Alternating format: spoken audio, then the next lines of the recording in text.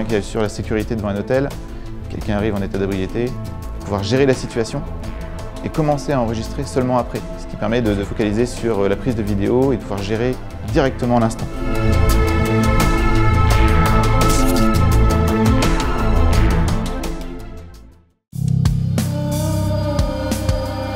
J'ai eu un bac scientifique, une année de médecine. Ensuite, je suis parti en informatique. Et arrivé là-bas, je me suis rendu compte que c'était surtout en fait un problème au niveau de la pédagogie de la fac qui me collait pas.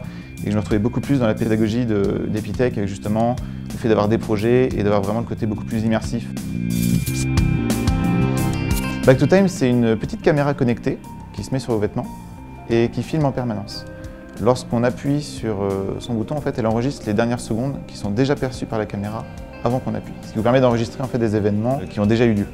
Ça vous permet de pouvoir être toujours prêt à réagir à un événement auquel vous ne pourriez pas forcément vous attendre. Par exemple, les premiers pas d'un enfant.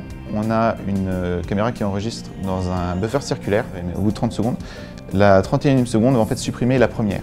La 32e va supprimer la deuxième et du coup on enregistre toujours en fait, les 30 dernières secondes. Et lorsqu'on appuie sur son bouton, on sauvegarde alors cette vidéo.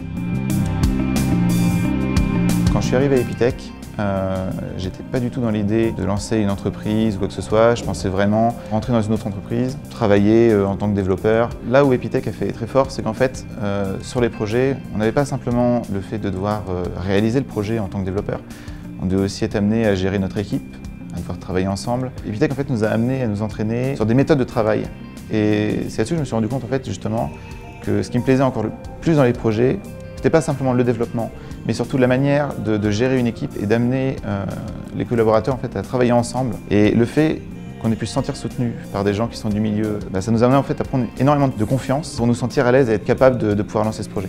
On a commencé en fait, à se rendre compte qu'il faut y avoir énormément d'applications et pas simplement pour le public. On a aussi pensé par exemple pour tous les métiers de la sécurité et c'est ce qui nous a poussé à le présenter en tant que IP. En se basant justement sur nos différences avec nos concurrents, on a su aussi comment amener le projet pour contourner ces problèmes. Là où par exemple Google avait décidé de laisser une intelligence artificielle choisir la prise de vidéo, nous on a voulu vraiment rester sur le côté très basique où la personne appuie sur son bouton et prend sa vidéo à ce moment-là. J'aimerais bien continuer le projet, pourquoi pas, le lancer en entreprise. Si on ne développe pas de fonds là-dessus, je laisserai sûrement le projet disponible en open source pour qu'un maximum de personnes puissent y avoir accès. C'est vraiment une super aventure que j'ai parcourue et là-dessus j'en suis satisfait à 200%.